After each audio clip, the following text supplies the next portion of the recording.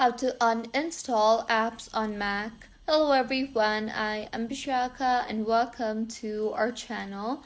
Now let's get right into the tutorial. For most apps downloaded from the internet, open Finder. You can tap on the Finder icon in the dock. Now go to Applications from the sidebar and locate the app you want to uninstall. Drag the app to trash or right-click and then tap on the Move to Trash option from the menu that appears. You can also empty the trash to completely delete the app.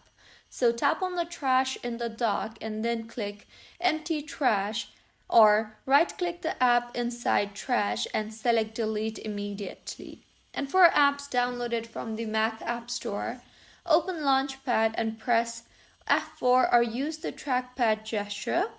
You can then find the app that you want to remove and press and hold the Option key or click and hold the app until it starts jiggling.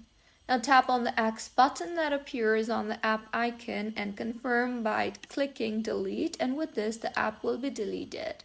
So this is how you can uninstall apps on Mac. If you find this tutorial helpful, please like the video and do comment if you have any queries. Also, do subscribe to our channel for more helpful tutorials like this. See you on the next one.